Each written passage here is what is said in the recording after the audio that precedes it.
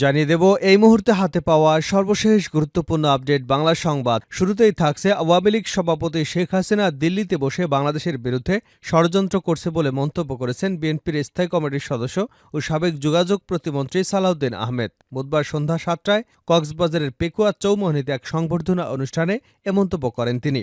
এ সময় তিনি বলেন, বাংলাদেশে অস্থিরতা সৃষ্টি করবার জন্য পায়তারা করছে শেখ হাসিনা। ১৫ থেকে ১৭ বছর তারা ফ্যাসিবাদের দোসর, প্রশাসন সহ বিভিন্ন জায়গায় এখনও বসে রয়েছে এবং মনে করছেন বাংলাদেশে অস্থিরতা সৃষ্টি করবেন। এদেশের ছাত্র জনতা সেই সুযোগ দেবে না। বহির্বিশ্বের কোনো শক্তি, কোনো ষড়যন্ত্র বাংলাদেশের ছাত্র জনতা সফল হতে দেবে না। জানাবো সাংবাদিক রাহানুমা সারা সুরতহাল প্রতিবেদনে যা জানা গেল।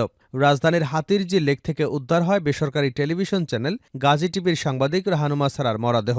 পানিতে ভাসমান থাকা নিথর দেহটি মঙ্গলবার রাত ১:২০টার দিকে ঢাকা মেডিকেল কলেজ হাসপাতালের জরুরি বিভাগে নিয়ে গেলে কর্তব্যরত চিকিৎসক তাকে মৃত ঘোষণা করেন। ঠিক কী কারণে মারা গেলেন সাংবাদিক রাহানুমা? হাতে এসেছে সুরতহাল, জানাবো বিস্তারিত, সঙ্গে থাকুন। জানিয়ে দেব শেখ হাসিনার পুনরুদ্ধার ঠেকাতে প্রয়োজন জাতীয় মহাঐক্য।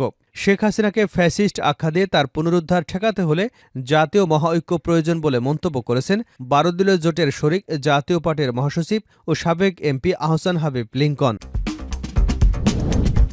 জানিয়ে দেব দুর্নীতিবাজ এবং কালো টাকার মালিকদের ধরতে যৌথ টাস্কফোর্স। দুর্নীতিবাজ এবং কালো টাকার মালিকদের ধরতে যৌথ টাস্কফোর্স গঠনের চিন্তা করছেন নোবেল বিজয়ী অর্থনীতিবিদ ড মোহাম্মদ ইউনূসের নেতৃত্বাধীন অন্তর্বর্তী সরকার। সরকারের ৪টি সংস্থার সমন্বয়ে শিগগিরই এ ধরনের টাস্কফোর্স গঠন করা হতে পারে। কিভাবে অভিযানের পরিকল্পনা করা হবে সেই রূপরেখাও প্রায় চূড়ান্ত বলে জানা গেছে। দায়িত্বশীল সূত্রে এসব তথ্য জানা গেছে। এদিকে সাবেক বাণিজ্যমন্ত্রী টিপু মুনশি গ্রেপ্তার। বুধবার দিবাগত রাত ১:০১টার দিকে গুলশান ১-এর বাসা থেকে তাকে গ্রেপ্তার করা হয়। গণমাধ্যমে পাঠানো এক বার্তায় র্যাবের লিগ্যাল ও মিডিয়া উইং বিষয়টি নিশ্চিত করেছে। এবং সর্বশেষ জানাবো বিএনপি নেত্রী শামা ওবায়দের নামে হত্যা মামলার প্রতিবাদে ফরিদপুরে বিক্ষোভ। বিএনপির পদ স্থগিত হওয়া সাংগঠনিক সম্পাদক শামা ওবায়দ টিংকুর নামে হত্যা মামলার প্রতিবাদে ফরিদপুরের সালথায় বিক্ষোভ মিছিল ও প্রতিবাদ সভা অনুষ্ঠিত হয়। বুধবার বিকাল ৫টায় সালথার বাইপাস সড়কের ৩ রাস্তা মোড় থেকে বিক্ষোভ মিছিল বের হয়। মিছিলটি উপজেলা সদরের প্রধান প্রধান সড়ক প্রদক্ষিণ করে, পরে বাইপাস সড়কে এসে শেষ হয়। পরে সেখানে সংক্ষিপ্ত সমাবেশ অনুষ্ঠিত হয়। এ সময় বক্তারা বলেন, শামা ওবায়দ নগরকান্দায় উপস্থিত না থাকা সত্ত্বেও সালতা নগরকান্দা বিএনপিকে দুর্বল করা ষড়যন্ত্রের অংশ হিসেবে তার নামে মিথ্যা এবং ষড়যন্ত্রমূলক হত্যা মামলা দায়ের করা হয়েছে। অবিলম্বে তার নামের মিথ্যা মামলা প্রত্যাহারের দাবি জানাচ্ছে। এতক্ষণ শিরোনাম শুনছিলেন, এবার বিস্তারিত। প্রিয় দর্শক, আপনি যদি এই চ্যানেলে নতুন হয়ে থাকেন, ভিডিওটি দেখতে দেখতে চ্যানেলটি সাবস্ক্রাইব করে আমাদের সঙ্গে থাকুন।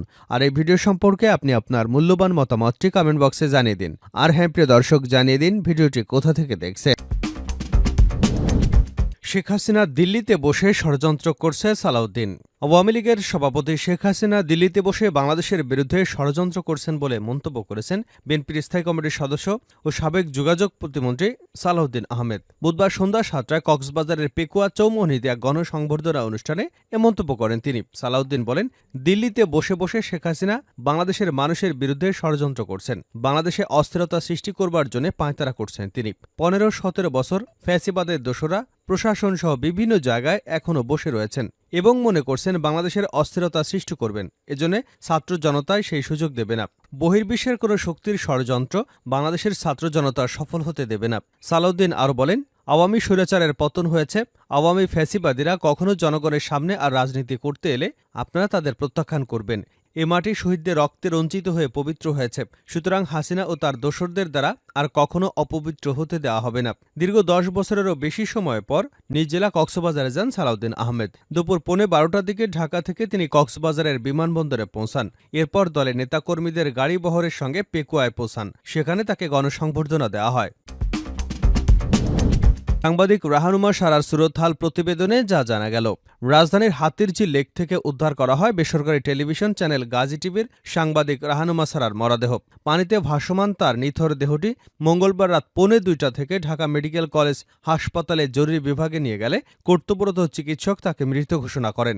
সাংবাদিক রাহানুমার এই অস্বাভাবিক মৃত্যু ঘিরে সাংবাদিক, পুলিশসহ নানা মহলে সৃষ্টি হয়েছে চাঞ্চল্যের। তার মৃত্যুর কারণ জানতে অপেক্ষা করা হচ্ছে ময়নাতদন্তের প্রতিবেদনের। হাতিরঝিল থানা পুলিশের উপপরিদর্শক এ ঘটনা তদন্তকারী কর্মকর্তা মাসুদুর রহমান জানিয়েছেন, পারুল রায় নামে তার এক নারী পুলিশ কর্মকর্তার মাধ্যমে রাহানুমার সুরতহাল প্রতিবেদন প্রস্তুত করা হয়েছে।